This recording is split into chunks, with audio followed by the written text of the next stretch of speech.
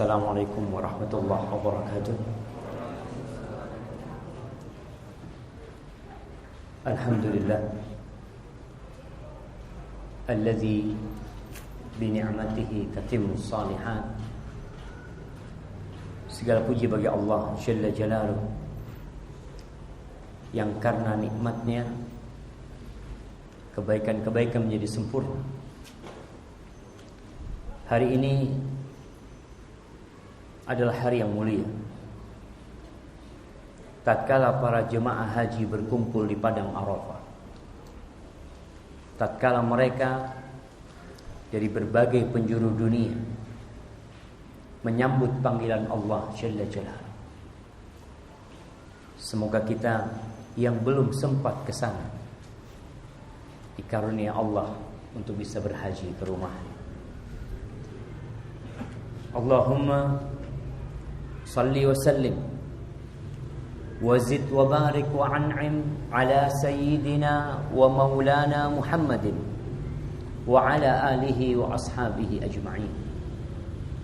Ya Allah, semoga salawatmu, salam berkah dan nikmatmu senantiasa engkau curahkan untuk hamba kekasih, untuk baginda Nabi kita Muhammad sallallahu alaihi wasallam, untuk manusia terindah yang Allah utus ke muka bumi ini, untuk manusia termulia yang diutus sebagai kasih sayang Allah untuk alam semesta ini, untuk baginda Nabi kita Muhammad sallallahu alaihi wasallam, dan untuk keluarga beliau, untuk istri-istri beliau, untuk putra-putri beliau, dan untuk seluruh sahabat Nabi. Semoga Allah meridai kita bersama mereka. Amma ba'd, ahibati fillah. Sebelum kita mulai kajian kita, ana ingin mengingatkan tentang bagaimana adab seorang muslim ketika berbeda pendapat. Bagaimana etika seorang yang beriman tatkala ada perkara-perkara dalam agama ini yang memang diperselisihkan di antara para ulama. Karena ana melihat hilangnya adab dari sebagian penuntut ilmu tatkala masalahnya yang benar adalah pendapatku, yang benar adalah pendapat guruku, dia yang paling hebat, dia yang paling alim, sehingga semua yang berselisih dengan pendapatnya itu dianggap adalah orang-orang yang tidak mau mengikuti kebenaran. Pengekor hawa nafsu, disebut orang-orang yang lebih mementingkan kelompoknya, padahal jamaah masalahnya memang masalah yang diperselisihkan. Contoh yang sekarang lagi rame ini masalah tentang perbedaan puasa Arafah.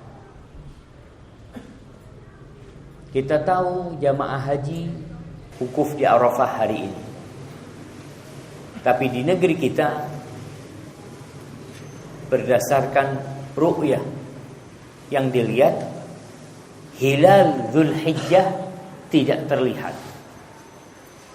sehingga hitungan bulan Dzulqa'dah disempurnakan menjadi 30 hari. Mau tidak mau kita beda pendapat. Yang di Saudi lebih mendahului kita 1 hari. Kita sekarang tanggal 8 nih. Kapan puasa Arafahnya? Kapan puasa yang kata Rasul sallallahu alaihi wasallam, ahtasibu an yukaffira as-sanata allati qablaha wallati ba'daha. Aku berharap puasa di hari itu menghapuskan dosa tahun lalu dan tahun depan. Itu puasanya kapan?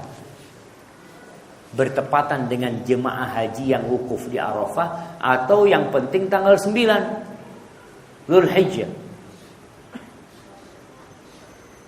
Di sini ada 2 pendapat. maka antum melihat, apalagi para penuntut ilmu, tidak ada lagi fanatisme ustaz. Kita ini sering kali menuduh orang lain fanatik kiai. Apa kata kiai? Anak pernah dengar orang-orang mengatakan seperti itu. Padahal ternyata di tempat kita sendiri ada yang fanatik, cuma nggak sama kiai. Sama siapa? Sama ustaz. Ya sama aja. Kiai itu gelar ulama untuk orang yang alim. Ustaz pun gelar untuk orang yang alim.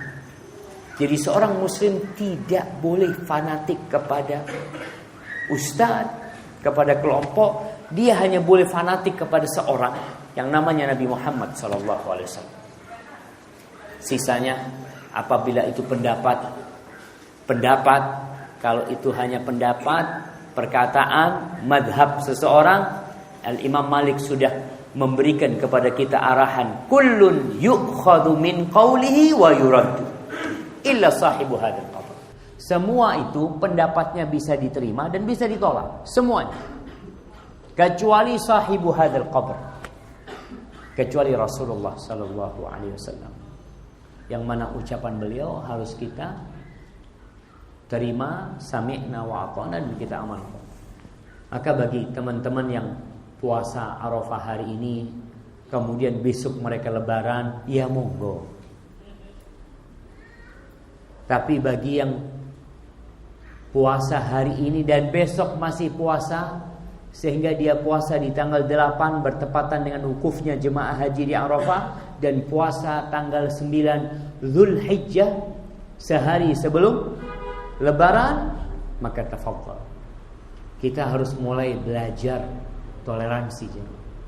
Wallahi ketahuilah, bumi Allah yang luas ini akan jadi sempit. Jember ini akan jadi sempit buat kita. Indonesia akan jadi sempit buat kita kalau kita hidup tanpa samaha, tanpa saling menghargai, tanpa saling menjunjukkan. Selama masalahnya memang ada ruang untuk beda pendapat. Tapi umpamanya masalahnya ini LGBT, kita toleransi enggak? Mereka kan juga manusia. Mereka punya hak untuk hidup di negeri kita. Iya, betul, mereka punya hak. Kita harus toleransi sama kaum LGBT dengan mempersiapkan rumah sakit untuk mengobati mereka. Kenapa ada manusia-manusia itu yang dipenjara? Apakah karena kita tidak toleransi? Itu karena kita toleransi.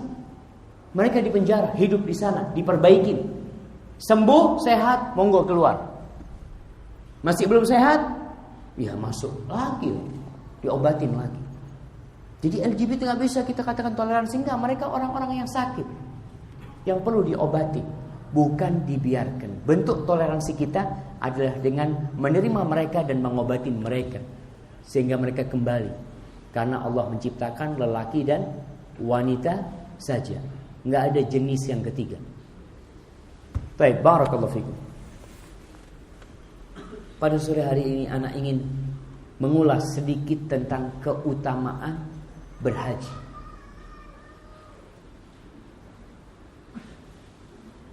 Karena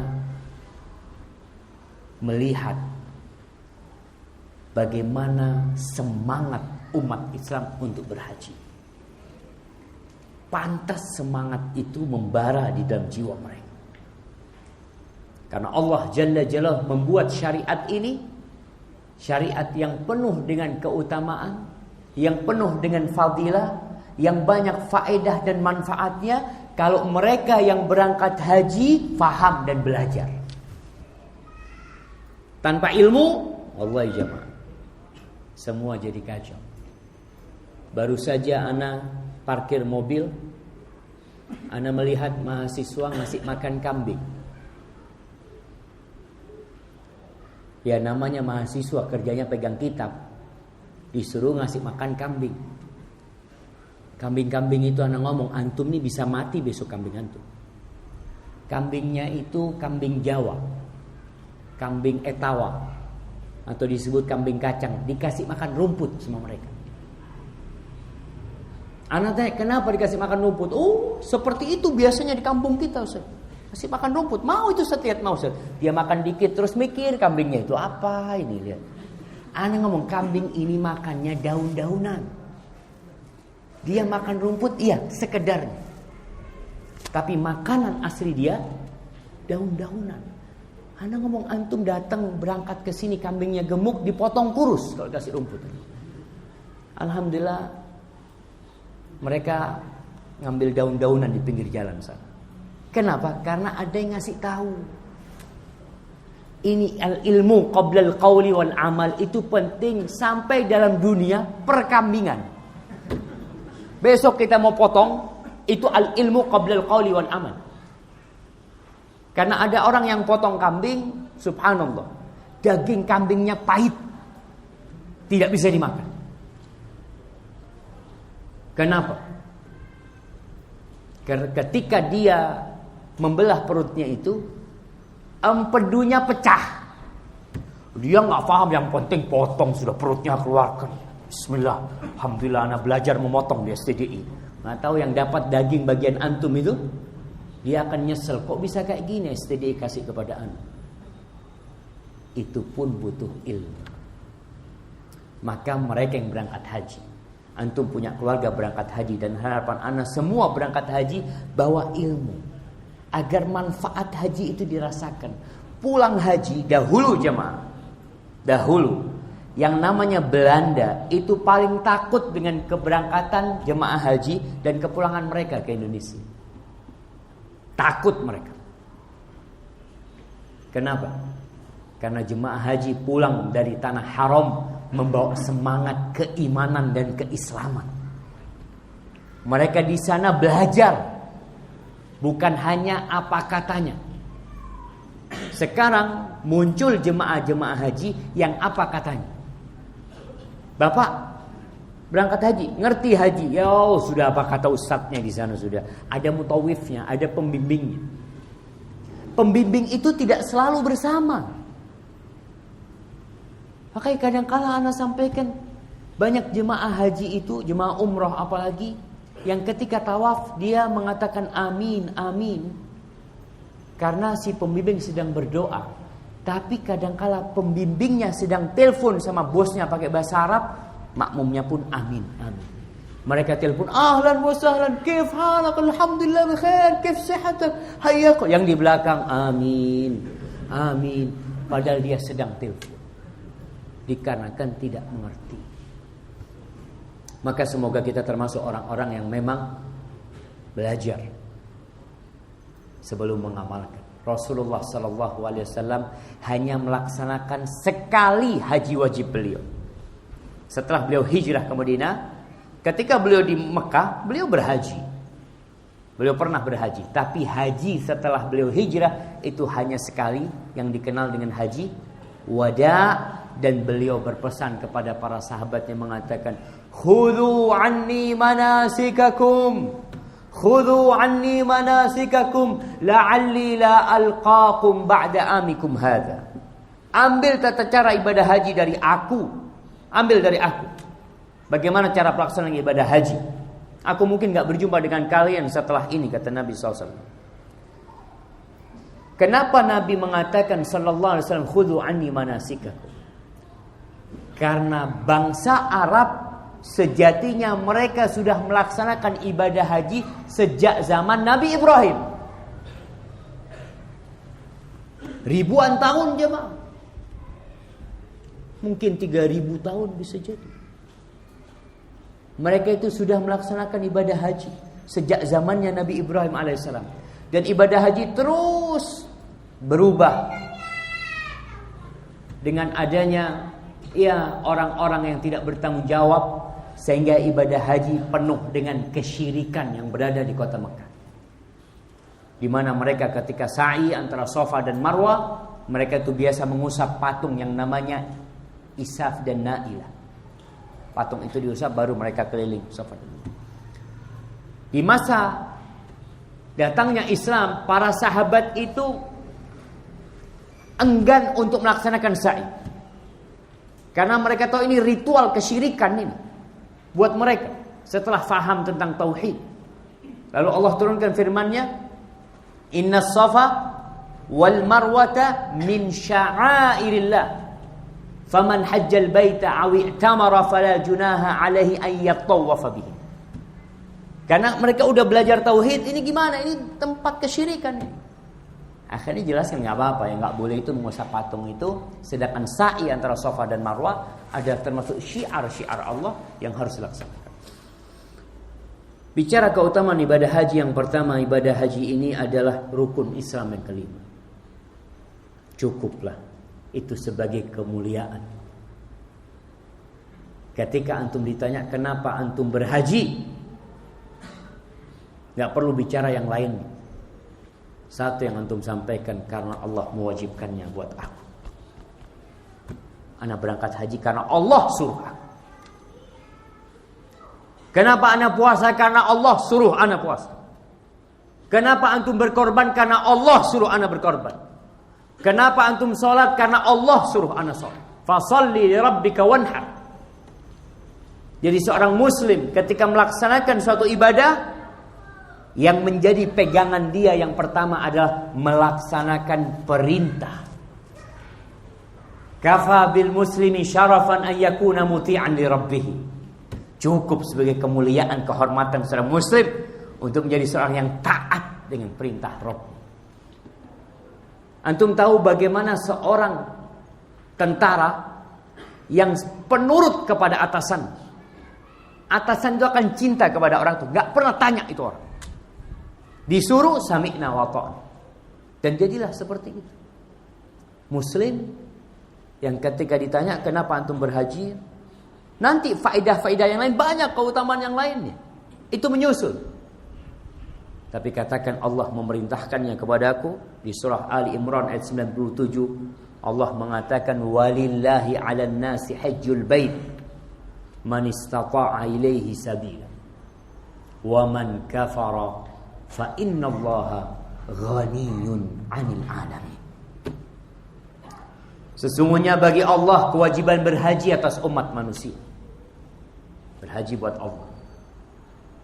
Bagi yang mampu berangkat haji. Antum nih mumpung masih muda, antum mampu enggak yang muda-muda? Mampu. Secara fisik anda mampu. Ilmu jangan ditanya. Antum jauh lebih mampu daripada orang-orang awam yang tidak pernah belajar ilmu. Secara fisik antum mampu, secara ilmu mampu, tinggal masalah fulus, ekonomi. Sekarang antum kalau umpamanya ada dua pilihan, punya duit 35 juta. Ada pilihan menikah atau berhaji.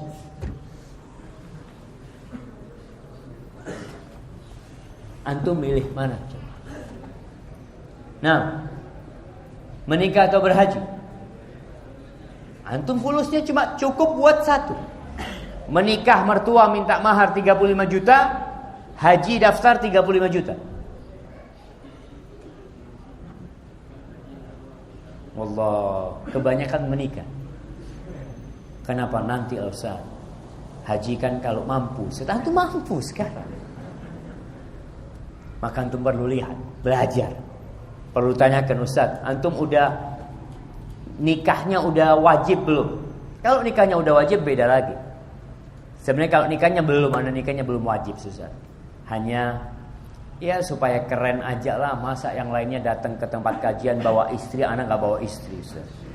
Kalau antum tujuan nikahnya untuk bergaya, berarti antum berangkat haji. Tapi kan enggak Ustaz, anak sudah gak tahan lagi Ustaz. Fitnah terlalu besar, anak mau menikah. Insya Allah habis nikah, niat pertama anak adalah beli rumah. Itu sudah dunia, niat pertama beli rumah, beli motor, beli mobil. Ingat, punya rumah gak wajib, punya mobil gak wajib, punya motor gak wajib, punya HP gak wajib. Sebagian orang gonta-ganti HP-nya. Tapi haji tidak pernah dia pikirkan untuk berangkat. Nanti. Maka ingat, haji ini rukun Islam yang kelima. Antum sempurnakan keislaman antum. Wa man kafara fa innallaha ghaniyun 'anil 'alamin. Barang siapa yang kufur, Konteksnya dalam berhaji ini nggak mau berangkat haji salah satunya. Antum nggak mau berangkat haji, tidak melihat itu kewajiban Rabbi. Wa man kafara fa innallaha ghaniyun 'anil 'alamin. Allah tuh tidak perlu, tidak butuh dengan alam semesta ini. Kedatangan antum ke Mekah tidak akan bermanfaat buat Allah. Antum meninggalkan pekerjaan antum enggak ada gunanya buat Allah Jalla Jalaluh. Allah sudah mengatakan dalam sebuah hadis qudsi, "Ya ibadi, innakum lan tablughu naf'i fatanfa'uni wa lan tablughu dhurri fatadurruni." Kalian tidak akan pernah bisa memberikan manfaat kepada aku, kata Allah. Nggak bakalan. Memberikan madarat tidak. Maka yang berangkat haji adalah untuk dirinya sendiri. In ahsantum ahsantum li anfusikum. Maka yang punya keluarga, orang tua, dilihat sudah mampu, antum bujuk orang tuanya. Ayah berangkat haji, ayah. Oh, ayah belum ada duitnya. Ayah Masya Allah punya sawah banyak, punya rumah beberapa unit. Memang tidak pegang uang cash. Banyak orang gak pegang uang cash karena duitnya dijadikan aset sama dia. Kalau ditanya, antum mampu? Nggak mampu, anak nggak punya uang, Ustaz. Anak cuma punya uang 10 juta. Iya, rumah ada 7. Oh, belum mampu gitu jemaah. Karena duitnya cuma 10 juta. Daftar 30 juta, Ustaz. Anak cuma 10 juta. Ya itu rumah yang banyak dijual. Oh, itu aset, Ustaz. Untuk masa depan anak-anak nantinya. Satu buat fulan, satu buat fulan. Ketika antum punya orang tua kayak itu, antum bilang, ayah yang buat anak jual ayah. Buat ayah berangkat haji. Anak gak usah dipikirkan. Wallahi jamaah, banyak orang tua itu memikirkan anak. Dia beli tanah sana, beli tanah sini, buka usaha sana, usaha sini. Terkadang bukan buat dirinya sendiri, tapi untuk masa depan anak-anaknya. Antum yang harus ngomong sama orang tua. Ayah yang punya anak jual ayah. Jual, ayah berangkat haji. Nanti faedah-faedah haji ini banyak sekali. Baik, yang kedua, ibadah haji adalah termasuk amal yang mendekatkan diri kepada Allah yang paling afdal. Abu Hurairah radhiyallahu taala anhu berkata, "Su'ila Rasulullah sallallahu alaihi wasallam, ayyul amali afdal?" Rasulullah sallallahu alaihi wasallam ditanya, amalan apa yang paling mulia? Qala imanun billahi wa rasulih. Yang pertama adalah beriman kepada Allah dan Rasul. Ini kunci masuk surga. Kunci seorang masuk Islam. Syahadatain. Qila thumma madha? Lalu orang ini bertanya lagi, setelah itu apa? Qala al-jihadu fi sabilillah. Berjuang, berjihad di jalan Allah. Qila thumma madha? Ditanyakan lagi, kemudian apa? Qala hajjun mabrur. Haji mabrur. Haji yang diterima sama Allah Jalla Jalla. Hadis ini diriwayatkan Imam Bukhari, Muslim, Imam Tirmidzi dan Nasai dan Ahmad. Jadi ingat, amalan yang paling mulia sekarang kalau kita lihat, setelah kita beriman, berjihad di jalan Allah, maka berhaji yang terbuka pintunya bagi semua yang mampu berangkat haji. Tapi ingat, bukan sembarang haji. Hajjun mabrur. Sehingga seorang muslim itu perlu tahu haji yang mabrur itu kayak apa, agar dia pulang tidak mengeluarkan duit yang banyak, tidak mengorbankan waktu dan keluarganya, usahanya, dia tinggal pulang, hajinya tidak diterima. Karena ternyata niat berangkat haji dia hanya untuk pujian manusia, hanya untuk berganti status. Di mana statusnya diganti jemaah? Di namanya. Dulu nggak ada haji, pulang alhamdulillah, berani dia nulis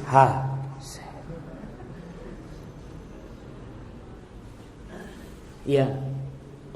Apakah semua orang yang menulis haji itu riya? Enggak juga. Enggak. Tapi kadang-kala tuntutan. Karena dia mau nyalek.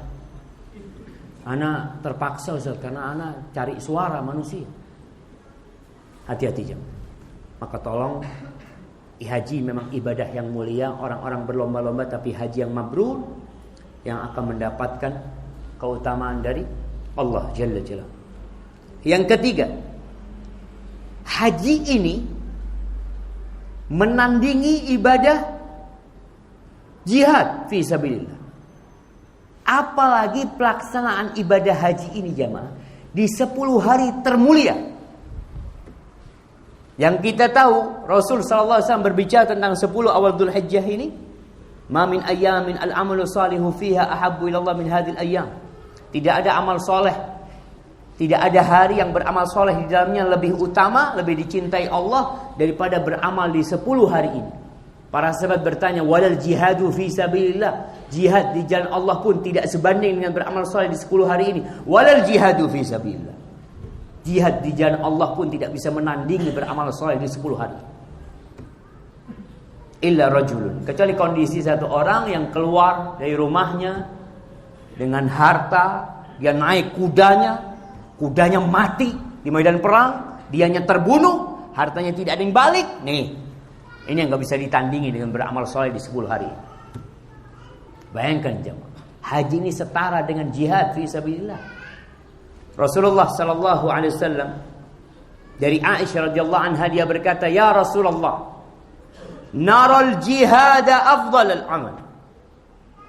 Aisyah berkata, "Wahai Rasulullah sallallahu alaihi wasallam, kita melihat jihad ini adalah amal yang terbaik. Afala nujahid?"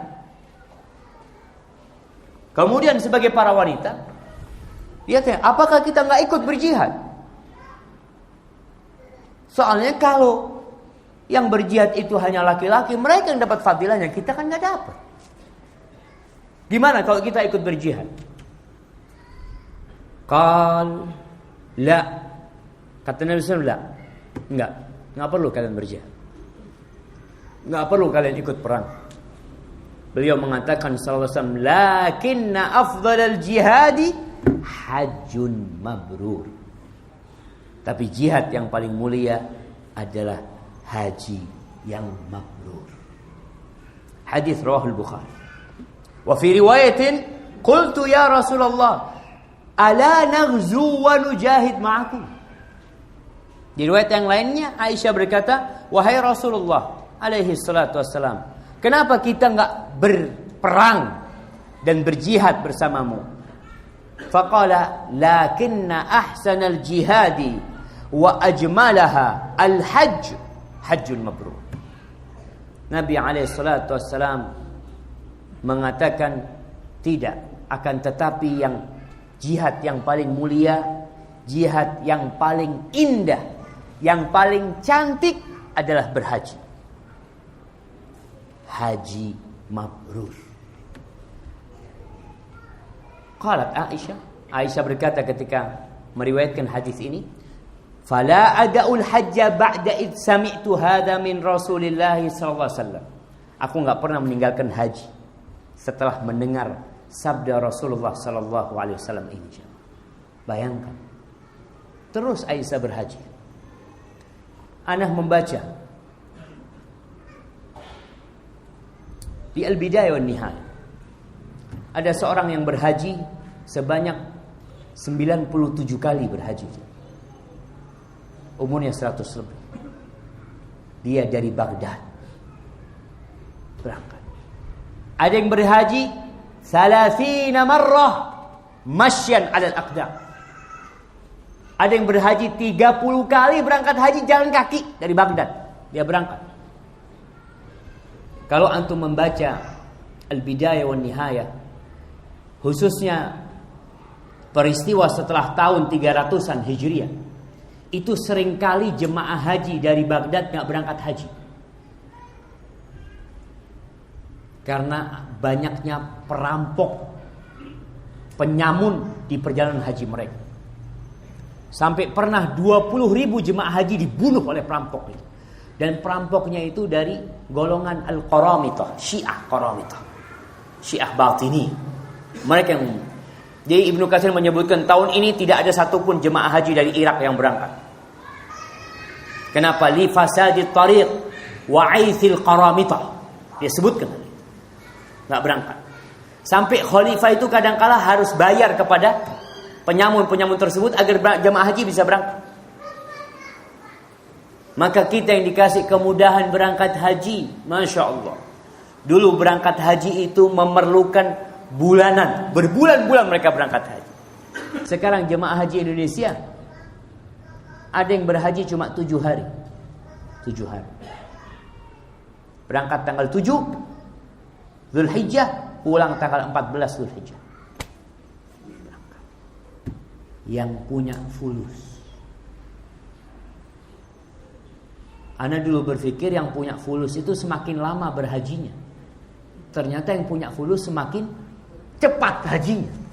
Mereka yang nggak bisa pulang itu disebabkan menunggu tanggal pesawat pulang. Maka jemaah haji Indonesia kenapa harus dulu 42 hari? Dulu ada yang 50 hari. Kemudian berkurang sekarang kalau nggak salah berapa hari? 30 hari lebih sedikit. Mereka yang bayarnya lebih bisa 2 pekan, bisa 1 pekan mereka berhaji.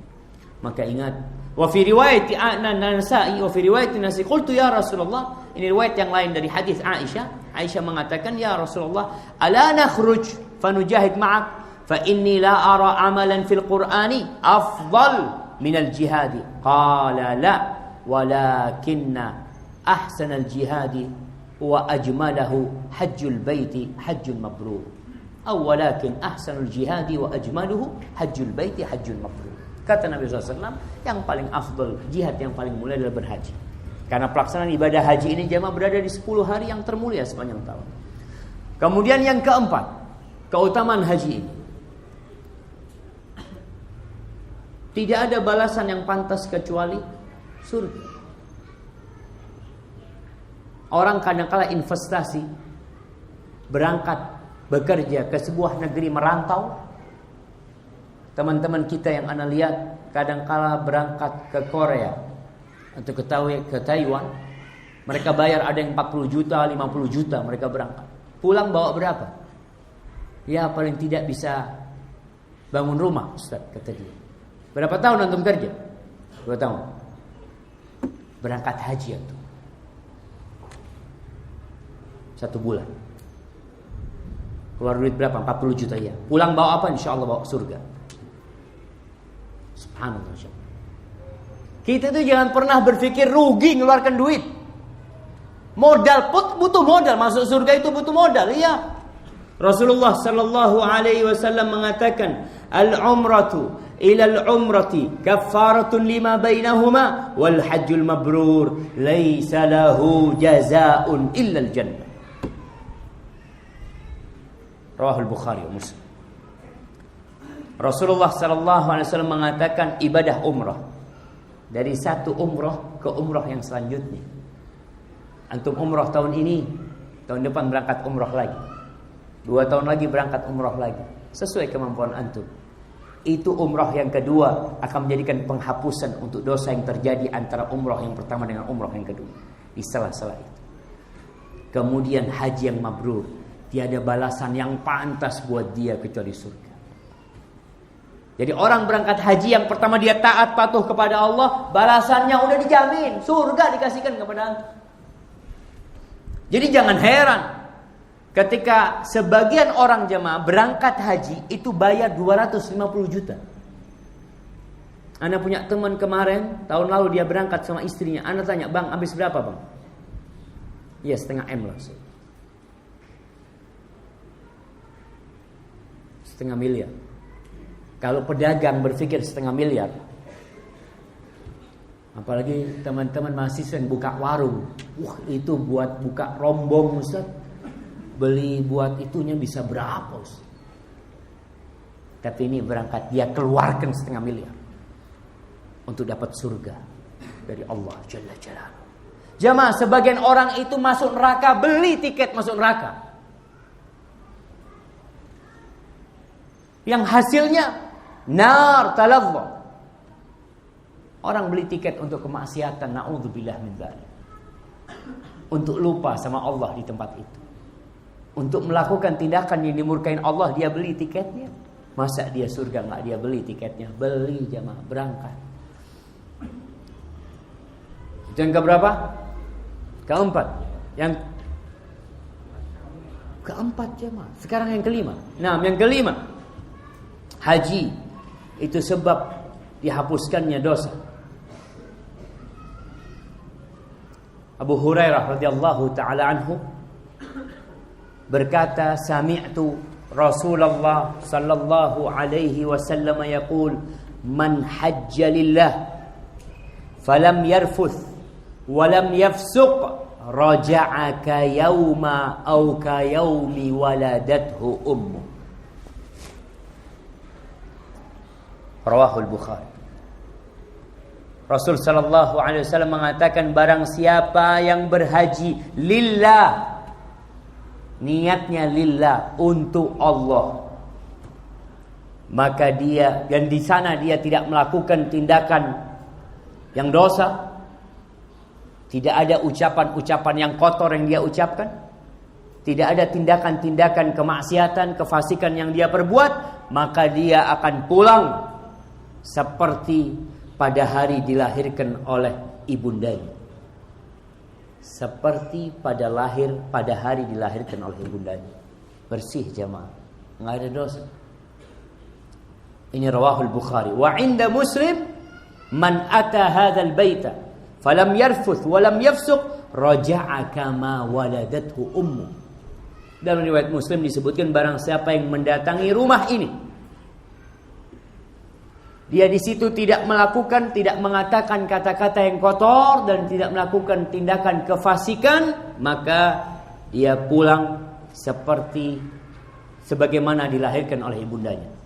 Pulang sebagaimana dilahirkan oleh ibundanya. Ini riwayat Imam Muslim, dan dalam riwayat Imam Tirmidzi dikatakan, man hajja falam yarfuth walam yafsuq ghufira lahu ma taqaddama min dhanbi. Barang siapa yang berhaji, dia tidak mengatakan perkataan yang kotor dan tidak melakukan kefasikan, maka akan diampuni dosa-dosa dia yang terdahulu. Subhanallah. Apa kita nggak mau berangkat haji? Berangkat haji.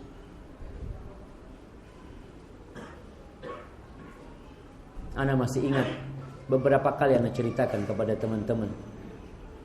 Ada jemaah haji dari Bondowoso. Dia meninggal dunia rahimahullahu taala. Ketika dia pulang dari Mekah ke Madinah, sebelum pulang ke Indonesia, Ana sempat mengunjungi mereka di hotel. Lalu ada pertanyaan, Afwan, Ana mau tanya Ustaz, Ana ini bingung, kok katanya jemaah haji itu pulang dari Arafah menuju ke Mina, ke Muzdalifah, kemudian ke Mina, di situ disuruh banyak-banyak istighfar Ustaz. Allah mengatakan, thumma afidhu min haitsu afadhan nas wastaghfirullah. Allah perintahkan, kemudian kalian bertolaklah dari padang Arafah sebagaimana orang berangkat. Di situ kalian banyak-banyak minta ampun sama Allah. Kenapa Ustaz? Padahal katanya orang yang berhaji itu seperti bayi yang baru lahir. Subhanallah. Dengan kepolosannya dia bertanya seperti itu. Itulah ibadah seorang muslim yang tidak pernah sempurna. Selesai sholat, apa yang kita katakan? Astaghfirullah. Nggak berhenti kita istighfar. Selesai sholat, selesai ibadah pun istighfar itu menjadi penyempurna ibadah kita, penghapus dosa-dosa kita, dan menyempurnakan yang kurang dari ibadah kita. Padahal dia sudah diampuni dosa-dosanya. Kemudian yang keenam, fadilah berhaji dan berumrah. Memperbanyak haji dan umrah, memperbanyak haji dan umrah itu bisa menghapuskan kefakiran dan kekufuran. Bisa menghilangkan kefakiran. Jadi salah satu pintu rizki itu, atau kunci pembuka rizki itu haji. Jadi bukan hanya buka usaha. Orang hitungan di dunia, ana kalau buka toko Zat, ana punya toko 2, ana buka lagi, ini omsetnya besar. Ana buka cabang di sana umpamanya. Ana lihat, ana sudah pelajari, insyaallah bisa menghasilkan. Itu orang berpikir sebagai kunci-kunci pembuka rizki bagi dia. Ternyata salah satu kunci pembuka rizki itu bukan hanya buka cabang. Antum berangkat haji lagi. memperbanyak haji dan umrah. Kalau ada yang mengatakan cukup haji sekali, iya, cukup haji sekali yang wajib. Yang sisanya itu sunnah. Rasulullah sallallahu alaihi wasallam bersabda dalam riwayat Ibnu Mas'ud radhiyallahu taala anhu, tabi'u bainal haji wal umrah. Tabi'u bainal haji wal umrah fa innal mutaba'ata bainahuma tanfil faqra wadh-dhunuba kama yanfil kir khabath al-hadid. Wa fi riwayatin tanfil faqra wal kufr. Rasulullah SAW mengatakan, ikuti antara haji dengan umrah. Berturut-turutlah kalian berangkat haji, berangkat umrah, bukan hanya sekali. Sesungguhnya melaksanakan haji dan umrah berkesinambungan, terus-terusan kita melaksanakannya. Selesai haji kita umrah, selesai umrah kita nanti berangkat haji lagi. Sesungguhnya hal itu akan menafikan kefakiran. Jangan takut miskin itu. Menafikan kefakiran dan dosa. Sebagaimana al-kir, alat pandai besi itu, yang untuk menghidupkan api, untuk membakar besi itu membersihkan karat-karat dari besi. Seperti itu. Antum pernah melihat ketika besi dibakar untuk dijadikan pedang, pernah melihat ada karatnya di sana? Bersih. Orang kalau sudah pandai besi memasukkan ke sana, rontok itu yang namanya karat-karat. Tersisa besi murni. Seperti itu orang yang melaksanakan ibadah haji. Jadi jangan takut miskin mau berangkat haji. Berangkat haji. InsyaAllah Allah akan kasih ganti yang lebih banyak dan lebih besar. Yang ketujuh, orang yang berhaji itu menjadi tamunya Allah. Maka bayangkan orang yang bertamu kepada Allah, menjadi delegasi yang menuju kepada Allah. Di antara umat Islam Indonesia, berapa yang diberangkatkan? 200.000 lebih. Mereka itu adalah utusan delegasi yang hendak menghadap Allah Jalla Jalla. Tentunya Allah akan memuliakan dia. Cukup buat jemaah haji berangkat, antum mau kemana? Ana mau jadi tamunya Allah. Ana dapat undangan. Gimana kalau antum diundang sama bupati? Gimana kalau antum diundang sama gubernur? Gimana kalau antum mengabarkan dalam berita kepada teman-teman antum, ana mau berangkat ke istana. Antum mau jadi tamunya Bapak Jokowi? Iya, diundang ana Bapak Jokowi. Berangkat antum. Kira-kira berapa orang yang akan mengantarkan dia ke airport, jemaah? Kalau ada dari Jember orang diundang sama Bapak Presiden, kira-kira satu kampung akan mengantarkan dia ke airport? Tapi kalau satu orang berangkat haji, berapa orang yang mengantarkannya dari kampung? Subhanallah, jemaah. Satu orang yang berangkat yang mengantarkan kadang-kala 20 mobil. Satu orang. Mau jadi tamunya Allah dia. Bakal berangkat berjumpa sama Allah nih orang. Mau ke Baitullah, dia mau tawaf di sana.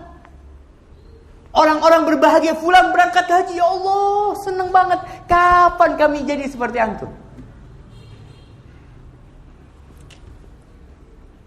Rasulullah sallallahu alaihi wasallam bersabda dalam hadis Umar bin Khattab, riwayat Ibnu Majah, beliau mengatakan, al-ghazi fi sabilillah wal hajj wal mu'tamir wafdullah da'ahum fa'ajabuhu